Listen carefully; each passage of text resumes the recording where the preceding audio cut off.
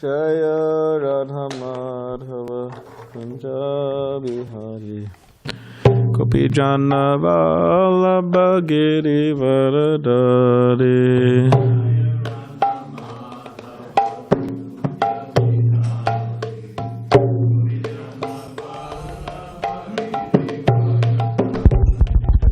Jaya Radha Madhava Kunja Bihari Gopi Jana Vallabha Giri Varadari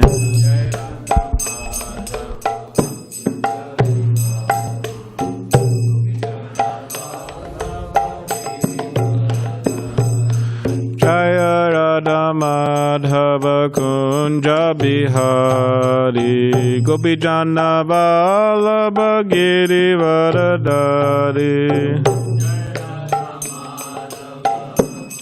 Bihari Gopi Jana Vallabha Giri Varadari Yashodanandana Braja Jana Ranjana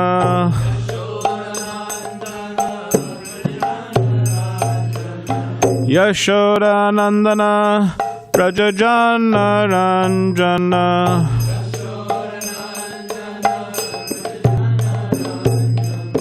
Yamuna Tiravanachari Yamuna Tiravanachari Yamuna Tiravanachari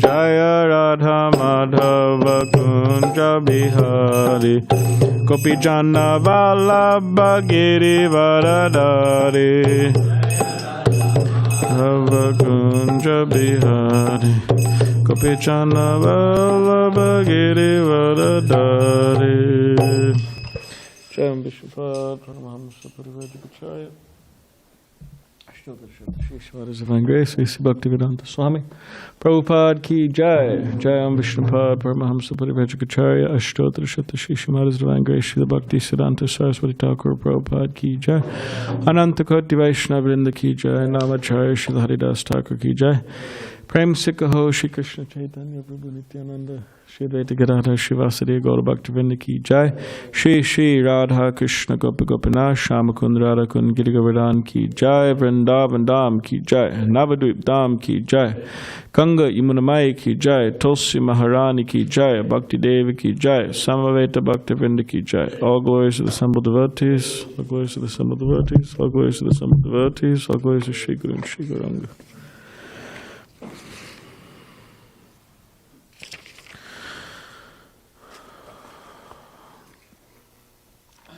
Om Namo Bhagavate Vasudevaya.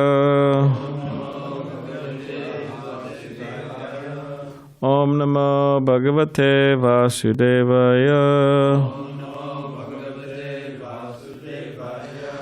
Om Namo Bhagavate Vasudevaya. So, chapter 18, Aditi vows to kill King Indra. So, I guess we didn't read the chapter summary yesterday, right? This chapter gives the history of Aditi, the wife of Kashyapa, and how she followed a vow to have a son who would kill Indra. It also describes how Indra attempted to foil her plan by cutting to pieces the son within her womb. In relation to Twishta and his descendants, there is a description of the dynasty of the Adityas, son of Aditi, and other demigods. Prishni, the wife of Aditi's fifth son named Savita, had three daughters, Savitri, Vyatri, Vyariti, and Trayi, and very exalted sons named Agnihotra, Pashu, Soma, Chaturmasya, and the 5 Mahayagyas. Can someone pass the microphone to Dujamani? Okay, Dujamani, please. We'd like to hear your voice. So where did you live? Siddhi, the wife of Bhaga. Siddhi, the wife of Bhaga, had 3 sons named Mahima, Vibhu, and Prabhu. And she also had one daughter whose name was Ashri. Data had 4 wives, Kuhu, Sinivali, Raka, and Anumati. He had 4 sons named Shayam, Darsha, Prata, and Purnamasa, respectively. Kriya, the wife of Vidata, gave birth to the 5 Purushas, who are representatives of 5 kinds of fiery gods. Bhrigu, the mind-born son of Brahma, took his birth again from Chorshani, the wife of Varuna, and the great sage Valmiki appeared from Varuna's semen. Agastya and Vashishta were 2 sons of Varuna and Mitra. Upon seeing the beauty of Urvashi, Mitra and Varuna discharged semen which they kept in an earthen pot. From that pot, Agastya and Vashishta appeared. Mitra had a wife named Revati who gave birth to 3 sons, Utsarga, Arishta, and Pipala. Aditi had 12 sons, of whom Indra was the 11th. Indra's wife was named Paulami, Sachidevi. She gave birth to 3 sons, Jayanta, Rishibha, and Midusha. By his own powers, the Supreme Personality of Godhead appeared as Vamanadev. From his wife, whose name was Kīrti, appeared a son named Bṛhatśloka. Bṛhatśloka's first son was known as Saubhaga. This is the description of the sons of Aditi. A description of Aditya Urukrama, who is an incarnation of the Supreme Personality of Godhead, will be offered in the 8th canto. The demons born of Diti are also described in this chapter.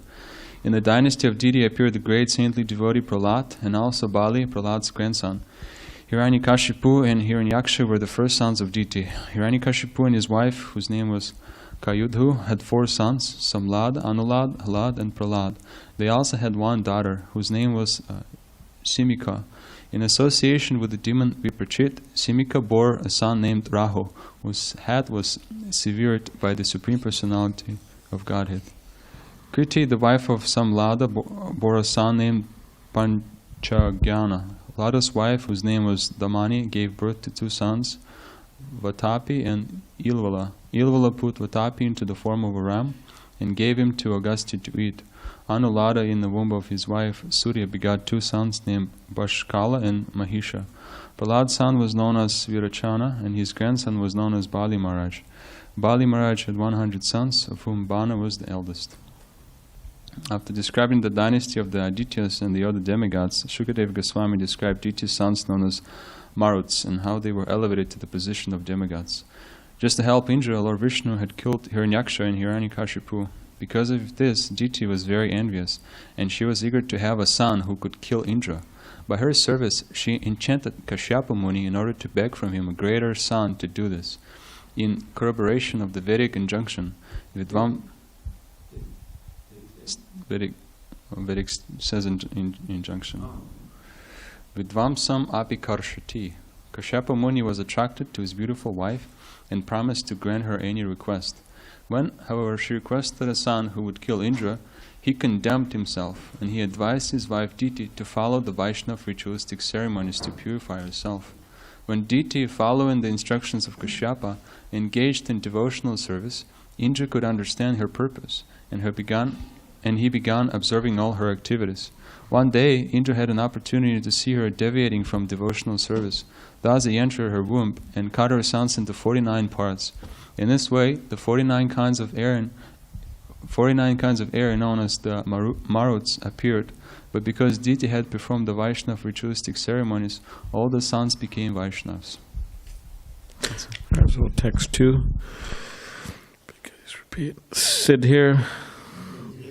Bhagasya Bharyanga Mahimanam Vibhum Prabhum Ashisham Cha Pararoham Kanyam Prasuta Suvratam Siddhir Bhagasya Bharyanga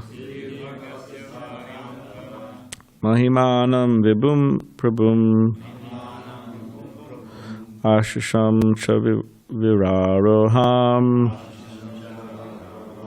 Kanyam Prasuta Suvratam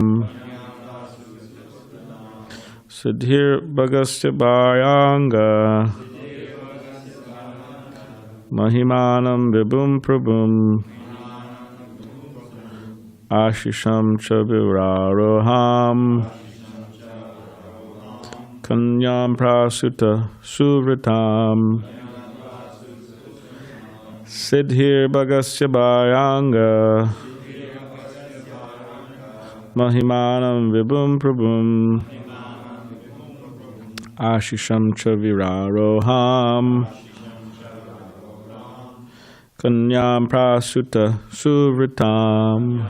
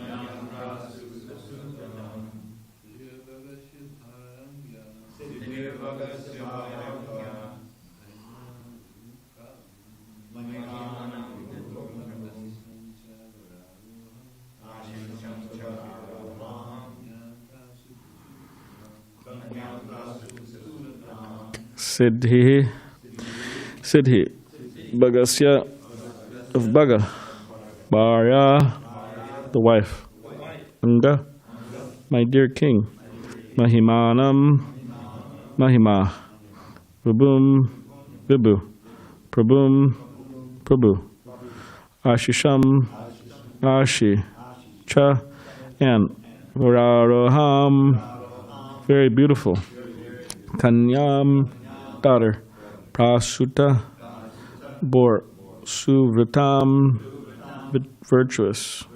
Translation commentary by His Divine Grace, A.C. Bhaktivedanta Swami Prabhupada. O king, Siddhi, who was the wife of Bhaga, the sixth son of Aditi, bore three sons named Mahima, Vibhu, and Prabhu, and one extremely beautiful daughter whose name was Ashi. Okay. Datta, the seventh son of Aditi, had four wives named Kuhu, Sinivali, Raka, and Anumati. These wives begot four sons named Sayam, Darsha, Prata, and Purnamasa, respectively. The wife of Vidatta, the eighth son of Aditi, was named Kriya. In her Vidatta begot the five fire gods named the Purishyas. The wife of Varuna, the ninth son of Aditi, was named Charshini. Bhrigu, the son of Brahma, took birth again in her womb. By the semen of Varuna, the great mystic Valmiki took birth from an anthill. Bhrigu and Valmiki were specific sons of Varuna, whereas Agastya and Vashishta Rishis were the common sons of Varuna and Mitra, the 10th son of Aditi. Upon seeing Urvashi, the celestial society girl, both Mitra and Varuna discharged semen, which they preserved in an earthen pot. The two sons, Agastya and Vashishta, later appeared from that pot, and they are therefore the common sons of Mitra and Varuna. Mitra begot three sons in the womb of his wife, whose name was Revati. Their names were Utsarga, Arishta, and Pipala. Purport. Modern science is trying to generate living entities in test tubes by processing semen, but even long ago it was possible for semen kept in a pot to develop into a child. O King Parikshit, 7. Indra, the king of the heavenly planets and the 11th son of Aditi, begot three sons named Jayanta, Rishabha, and Midusha. In the womb of his wife Ptolemy. Thus we have heard. By his own potency, the Supreme Personality of Godhead, who has multifarious potencies, appeared in the form of a dwarf as Urukrama, the 12th son of Aditi. In the womb of his wife, whose name was Kīrti, he begot one son named Bṛhatśloka, who had many sons, headed by Saubhaga. Purport. As the Lord says in Bhagavad Gita 4:6, Ajopi son of Yayatma, Bhutanam Ishwaropi son, Prakritim Swamadishtaya, Sambhavami Atmamaya. Although I am unborn and my transcendental body never deteriorates, and although I am the Lord of all sentient beings, I still appear in every millennium in my original transcendental form. When the Supreme Personality of Godhead incarnates, he does not need any help from the external energy, for he appears as he is by his own potency. The spiritual potency is called Maya. It is said, Ato Maya Mayam Vishnum Pravadanti Mani Shanaha. The body accepted by the Supreme Personality of Godhead is called Maya. This does not mean that he is formed of the external energy. This Maya refers to his internal potency. Om Gita Parandasya Gananjana Shlaka Chukshalan Maditam Nena Tasma Shigravena Mahamakam Gridvachalam Pangam Langai Tegrim Yakripatamaham Vande Shigarin Diditaranam Banshaka Vidibishta Kripasandu Bevacha Patitanam Pavanebyo Vaishnavebyo Namo Namaha Jai Shri Krishna Chaitanya Prabhu Nityananda Shri Advaita Gadadhar Shivasari Gaura Bhaktivinoda Hare Krishna Krishna Krishna Hare Hare Hare Rama Rama Rama Hare Hare.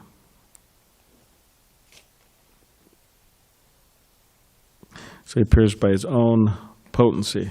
Krishna, the Supreme Personality of Godhead, the spiritual potency.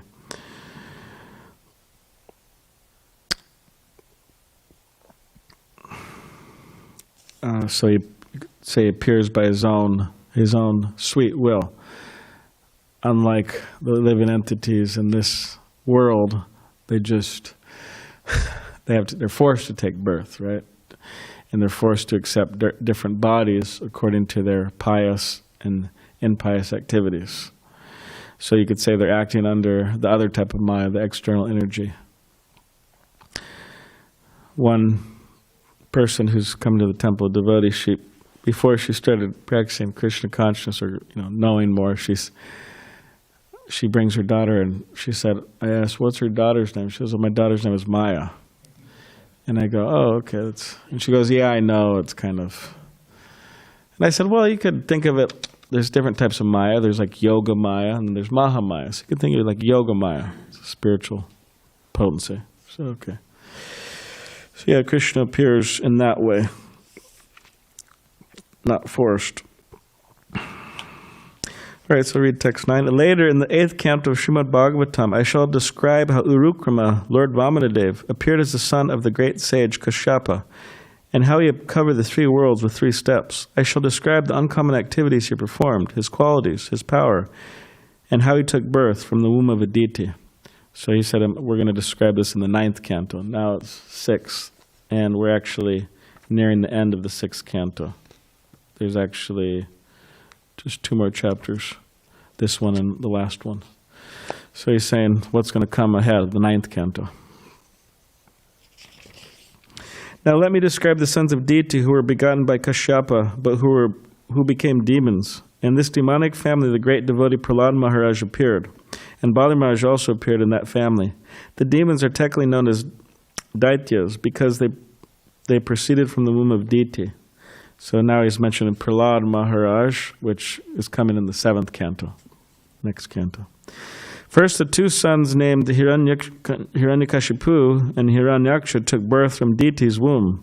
Both of them were very powerful and were worshipped by the Daityas and Danavas. The wife of Hiranyakashipu was known as Kayadu. She was the daughter of Jamba and a descendant of Danu.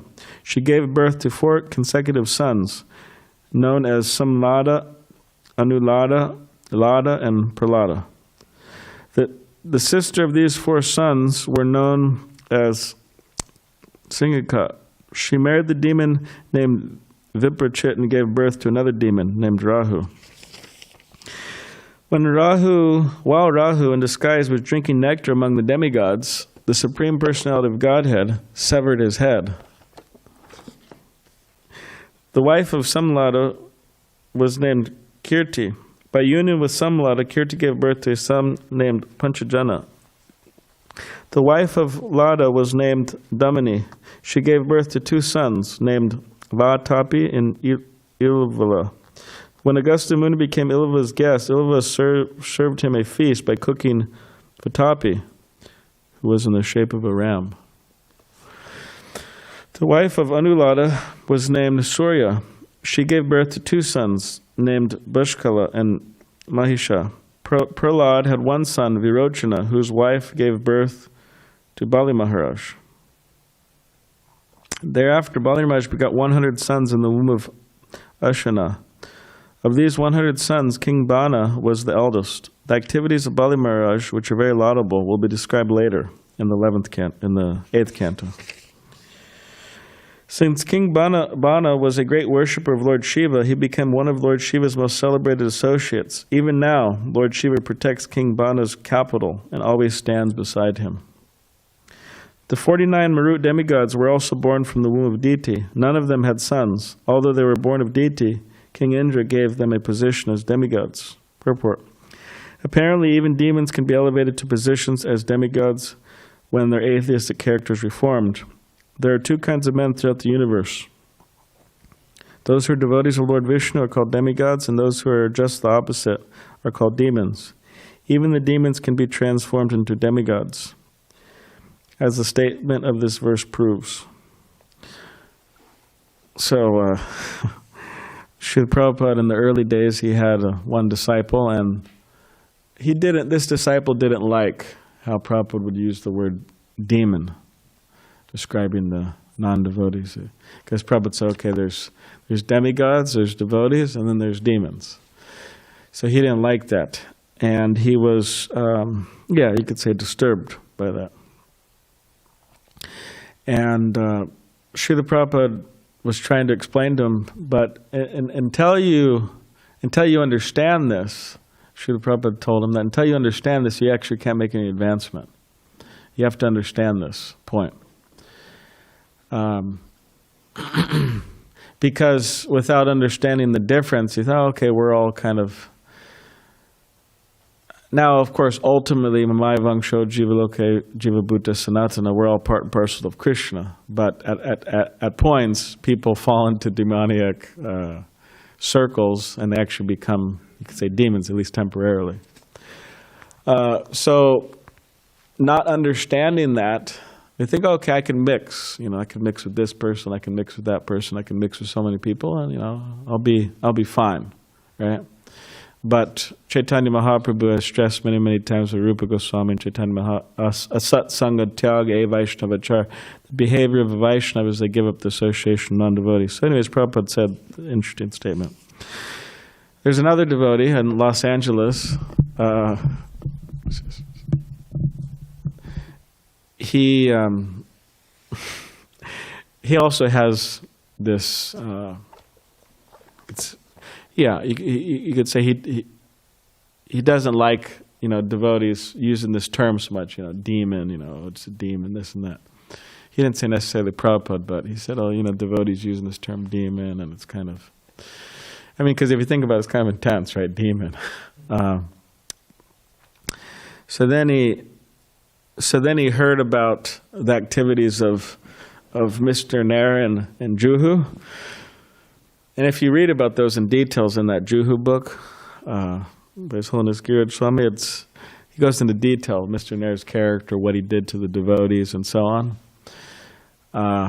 So this particular devotee, who generally didn't like devotees throwing around this term demon, he was hearing about Mr. Nair, and he said, yeah, okay. He said, all right, he's a demon.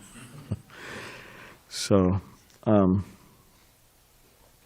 But these demons, they could be elevated, or the non-devotees could be elevated to the position of devotees, and that's the idea behind the Hare Krishna movement, is to elevate people from the position of non-devotees, wasting their human form of life, to the position of devotees, utilizing their human form of life in the most beneficial way in Krishna consciousness. So that's the whole idea. So therefore we have Harinam, Sankirtan, we have book distribution, we have different preaching programs set up, and prasadam distribution, so on.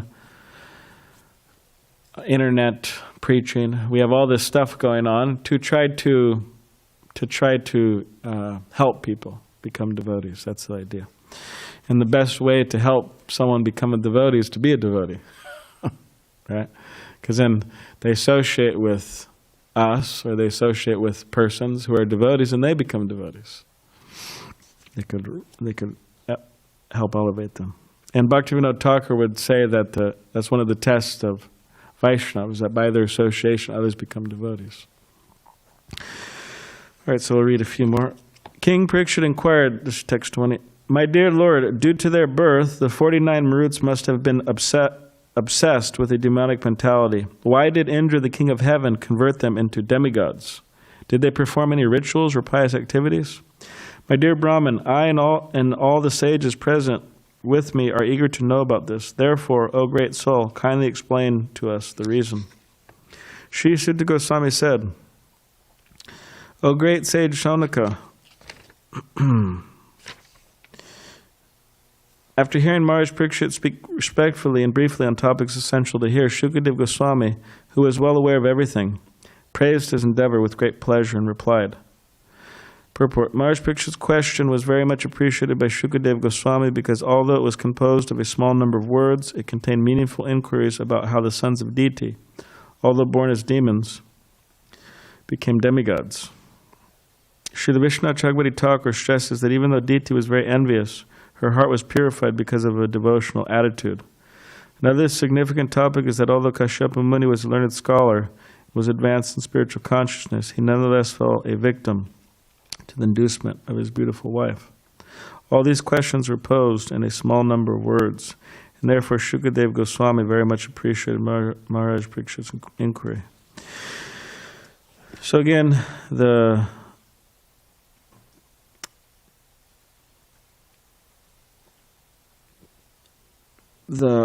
point is being brought up that the demons, the sons of Aditi, although born as demons, became demigods. So the demigods become demons, or the demons become demigods. Right? It could go either way, just like you have in the case of, in the Krishna book, there's explanation of Dvavida, gorilla. He is the one harassing or trying to harass Balaram and his lady friends.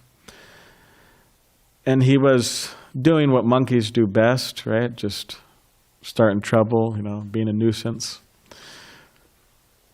And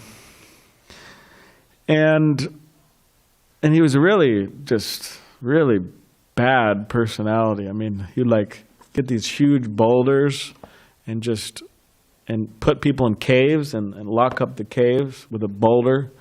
And he would, it says with his arms, he was splashing the ocean and creating some type of tidal wave of effects. He's just harassing the whole area. So he's trying to do that with Lord Balaram. This isn't a good idea. Eventually he, got a good lesson. But it says that person before, in Ramchandra's Leela, Lord Ramchandra, he was an associate of Lord Ramchandra, like a devotee. And then in Krishna Leela, he became this Dvavida gorilla, this demoniac gorilla. So they could go both ways.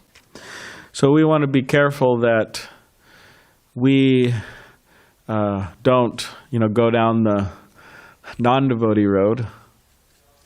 We don't do that. And we want to stay on the devotee path. And then we want to bring people on that path also. It's a very important aspect of Krishna consciousness to understand the importance of that, bringing people.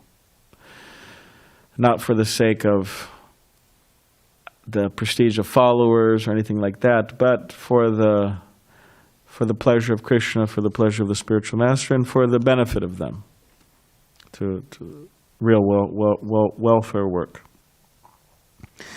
Another thing in the purport of 22, significant topic is that Kashyapa Muni was a learned scholar and was advanced in spiritual consciousness and nonetheless fell a victim to the inducement of his beautiful wife. So, throughout the Srimad Bhagavatam and coming up in the purports coming up, And also in the 9th canto, there's a lot of, and the 10th canto, and many cantos, there's stress. And actually, devotees have analyzed Srila Prabhupada's different emphasis that he makes on certain points. So because acharyas, they would write for certain people for certain times, right?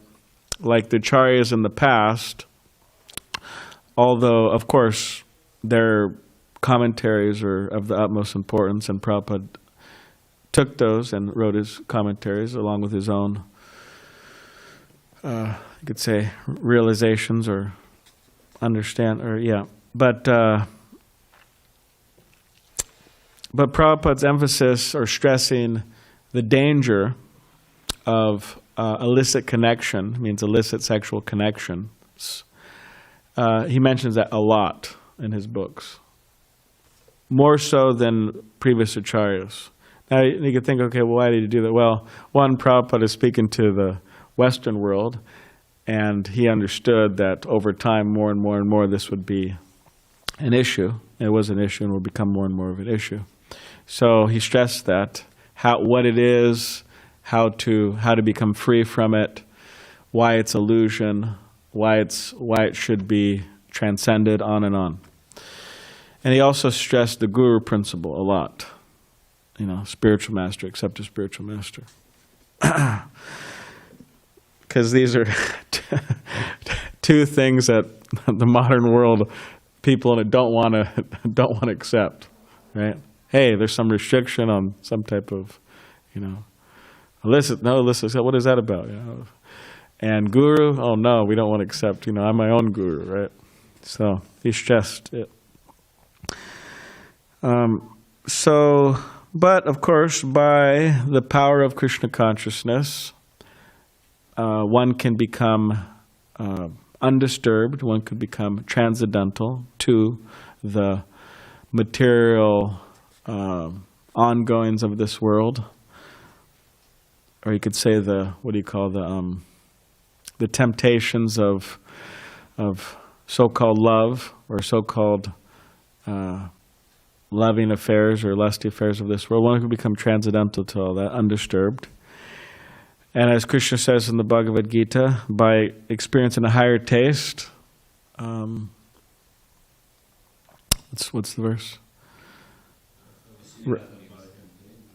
Rasovarjam rasopya, so param drishtva navartate. So the higher taste. By experiencing a higher taste, by engaging in devotional service, by serving the devotees, and by preaching activities and so on, one could experience a higher taste, and then all these other things, at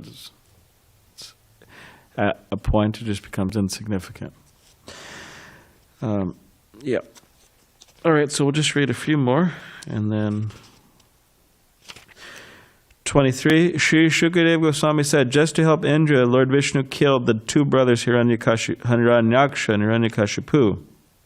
Hiranyaksha, right, always looking for gold. This is Hiranyaksha, always looking for gold. And Hiranyakashipu, right, Hiranya gold, and then Kashipu soft. So he's into sense enjoyment, soft bed. Because of their being killed, their mother, Aditi, overwhelmed with lamentation, anger, contemplated as follows. So when Hiranyaksha and Hiranyakashipu were killed, Aditi, she felt that. She actually felt it. There was a shock within her consciousness. And some other symptoms happen also. And we see that sometimes that happens even with people nowadays. They feel there's something wrong. And they have some type of sense. So she contemplated as follows. Lord Indra, who is very much fond of sense gratification, has killed the two brothers Hiranyaksha and Hiranyakashipu by means of Lord Vishnu. So she's saying that my two sons were killed because of Lord Indra via Lord Vishnu. So she's angry. Therefore Indra is cruel, hard-hearted, and sinful. When will I, having killed him, rest with a pacified mind? So she wanted to get revenge on Indra. 24. Now 25. When dead, the bodies of all the rulers known as kings and great leaders will be transformed into worms, stool, or ashes. If one enviously kills others for the protection of such a body, does he actually know the true interest of life? Certainly he does not. For if one is envious of other entities, he surely goes to hell. Purport: the material body, even if possessed by a great king, is ultimately transformed into stool, worms, or ashes. It's very glorious. When one is too attached to the bodily conception of life, he is certainly not very intelligent. So as 11th king, or not king, Bhumi, Mother Bhumi, we mentioned the other day that she comments prayers to Lord Vishnu. She's saying, oh, all of these kings, they come and they go. But in the meantime, they foolishly say, oh, this is my land. Right? And they fight over it and kill each other. But she says that the land was there before them, and the land's there after them. So whose land is it? They're fighting. So the Srimad Bhagavatam explains, okay, the ultimate end of this body, the temporary nature of things, with the idea to break our attachments to it and to understand that that shouldn't be our focus. All right, we'll just read one last one, and that's it. Aditi thought, Indra considers his body eternal, and thus he has become unrestrained. I therefore wish to have a son who can remove Indra's madness. Let me adopt some means to help me in this. Purport: one who is in the bodily conception of life is compared in the Shastras to animals like cows and asses. Aditi wanted to punish Indra, who had become like a lower animal. Hare Krishna. So the scripture, the Shastra says that for one who is thinking their land is worshipable, one who is thinking, identifying with the material body, right, and one who goes to holy places just to bathe there, not to accept instructions from saintly persons or from devotees, they're considered to be no better than a cow or a donkey. Means they're not considered of high intelligence. This has also been referred to, this holy place, because the temple's a holy place. So, of course, all the devotees here, they attend the classes and engage in all the different activities. But part of as being stressed here, living in a holy place, is to hear the Shastra scripture. So Aditi wanted to punish Indra, who had become like a lower animal. So she was a natural mother, very angry, and she's actually devising a plan how she's going to get revenge on Indra. So it seems very intense. It is. So in the following verses, we'll hear about her particular plan, how she's going to try to kill Indra. And next text tomorrow is 27. Anyways, there's a small verse in purport. Maybe I should just read 27 and 20. Okay, they're small, so I'll just... Thinking in this way, with a desire for a son to kill King Indra, Aditi began constantly acting to satisfy Kashyapa by her pleasing behavior. O king, Aditi always carried out Kashyapa's orders very faithfully, as he desired. With service, love, humility, and control, with words spoken very sweetly to satisfy her husband, and with smiles and glances at him, Aditi attracted his mind and brought it under her control. Purport: when a woman wants to endear herself to her husband and make him very faithful, she must try to please him in all respects. When the husband is pleased with his wife, the wife can receive all necessities, ornaments, and full satisfaction for her senses. Herein this is indicated by the behavior of Aditi. So Prabhupada gets into this, you could say marriage psychology, if you want to call it that. Sorry if it sounds very terrible or cheesy, but he gets into all this men-women type of psychology, and devotees could also, for those who are married, could take some instructions from the purports on that. sometimes people want to think that they have to go out and get all types of different help. I mean, of course, there may be some need of getting certain type of help going out, if you want to call it that, of Prabhupada's books or of the ISKCON society. But at least in relation to this, Prabhupada actually talks a lot about it.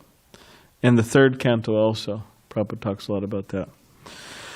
All right, so one last verse. Although Kashyapa Muni was a learned scholar, he was captivated by Aditi's artificial behavior, which brought him under her control. Therefore, he assured his wife that he would fulfill her desires. Such a promise by a husband is not at all astonishing. All right, does anybody have any, so tomorrow's 30. Does anybody have any questions or, yes? You have a mic, yeah. You actually, some would say, you actually expect us to believe this fantasy land, all these, this born from that and from the sky and cut into so many 49 pieces and the life. Anthill. I mean, come on. If you want to call it fantasy, Lord of the Rings, fine. But Lord of the Rings, oh no. Anything but Lord of the Rings. What would you say about that, Javita Prabhu? Well, I know Maharaj's answer to his own question.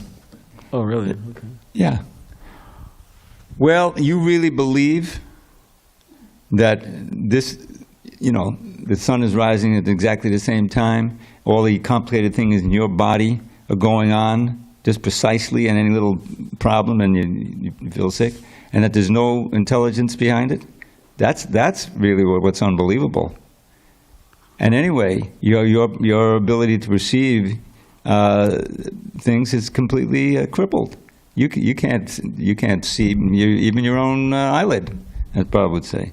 So your senses, your mind is completely restricted and imperfect. And so, how can you say that this is not reasonable? Yeah. Things happen. I mean, the history of science is discovering things that just seemed amazing at the time, and they still haven't even. Like WhatsApp. Like WhatsApp, or like Chat GBT, or whatever they call it. So there. better than me. Yeah, one thing it's you could say it sounds fantastic, but whatever particular thought or whatever particular conception or philosophical conception behind creation that a person wants to accept, someone could argue that both seem a little fantastic. Right? They both have amazing or difficult to grasp understanding, or difficult to grasp nature to them. Now, one thing about our particular understanding is that one way how to judge things is you have to judge by the result, right? You judge activity by the result. Of course, that's pretty obvious or common sense, but you judge it by the result, right? But the modern materialistic, hedonistic, you could say, outlook on life has not produced good results throughout the world, and is not producing good results out the world. Actually, it seems that it's getting worse. People following this particular, right, means godless, atheistic, materialistic outlook. And still, you could say the world hasn't really found solutions to their problems, the problems of the world. And they haven't found, you could say, a comprehensive body of knowledge that will actually give them those answers. But our claim and our conviction is that Srimad Bhagavatam, Srila Prabhupada's books, purports, it has that. It has the solutions to the problems, and it's a comprehensive guide, actually, for human society, for people to live happily and peacefully in the human form of life.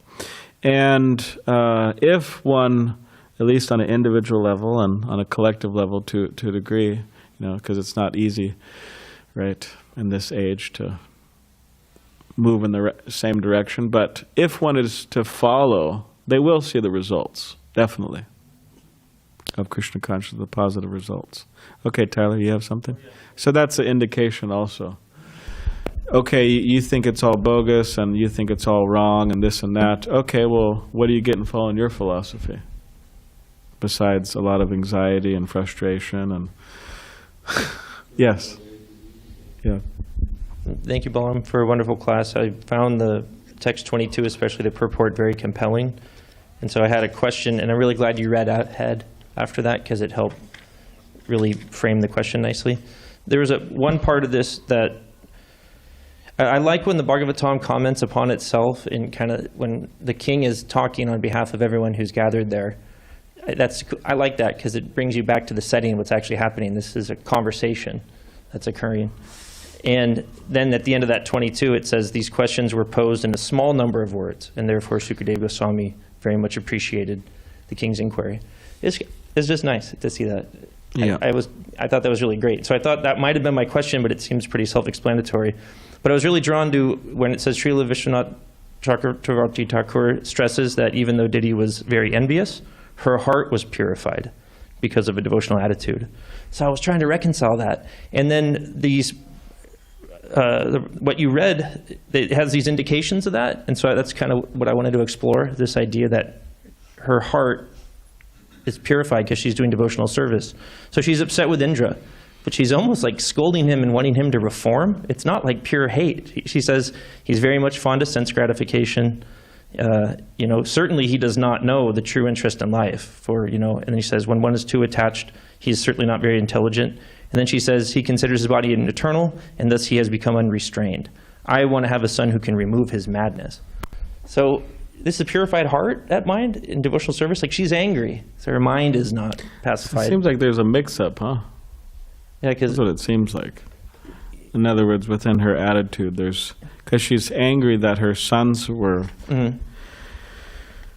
Yeah. But I was trying to reconcile her statements with the fact that her heart's been purified by devotional service. So it's a strange kind of anger where she's like wanting to reform his behavior through chastisement. Yeah, well, she's not an ordinary person, so she made it in the Bhagavatam. It's really compelling chastisement. I've never seen it. It's so well balanced, and her intention is it's good. It's like she wants him punished so he won't act so foolishly. Yeah.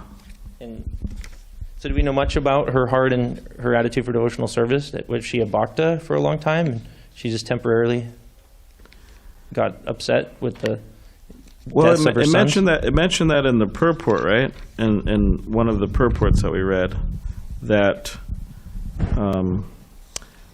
what was that one about her engaging in devotionals because of... Yes. That's the 22 that I had read, is it says her heart was purified because of a devotional attitude. Are we talking about something different? Even though she was envious. Yeah. Yeah, I thought I was looking for something else. But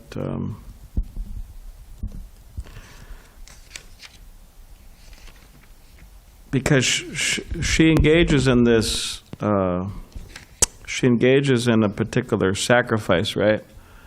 That is, you could say, purifying, and based on that, therefore this statement's there. So in other words, she's not just doing it in a haphazard way or in a, you could say, a way that is, yeah, just like her own way, but she's going through this whole Vedic process, which is purifying.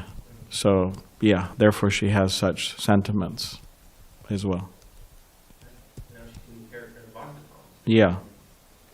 So it's not like, again, she's not an ordinary person, so it's not like, like you hear on the news or something, like somebody kills somebody's sons, and then the person goes after him and tries to kill him. This is a Bhagavatam, so she goes through everything in a Vedic way, and then there's a mix of sentiments and this and that. And ultimately, her wanting to kill Indra liberates a pure soul or sends him back to Godhead. Well, I don't think. I mean, she's not. She wants to, but it doesn't happen. No, I mean, I wouldn't go that far. when Vṛhatśloka, okay, yeah. I mean, ultimately, this makes a demon go back to Godhead, right? But With Vṛhatśloka, yeah. Well, that's not who this demon is she's talking about? This is a different demon? No, she's talking about somebody else. Okay, my mistake. Hare Krishna. Yeah. All right. Any last? I wanted just to throw in a quick one, because we are late. All the devas in the heavenly planets are inclined, they recognize Lord Vishnu's in charge, and that's the ultimate goal of things. So in that way, they're all inclined. That's one of the reasons they're sensuous, they've got all kinds of issues, and they're, saga, like whatever it is, Shakespeare. But they're basically inclined towards recognizing the Vedic literature, that is a hierarchy of things, that ultimately Lord Vishnu is in charge. Just like, hey, we know the police are in charge, but people go rob banks all the time. So I was thinking, there's other things we could say, just like Balaram said, but it's also, if you're a deva, you've performed pious activities, you've performed Vedic rituals in line with the words of Lord Vishnu. You're in the what would you call it? You're in the structure of Vedic vision. So in that way, she's devotional. They're all devotionally inclined. They've just got uncontrolled senses and ego and pride and everything else. So I was thinking of it in that sense, that there's a seed of devotional inclination in her heart. But not that she's some pure devotee and just, blessing, Lord Indra, because I care about you so much, I want to see you delivered, therefore I'm cursing you to die. Cursing you to die. She was feeling it, like Balaram said, like an enraged mother.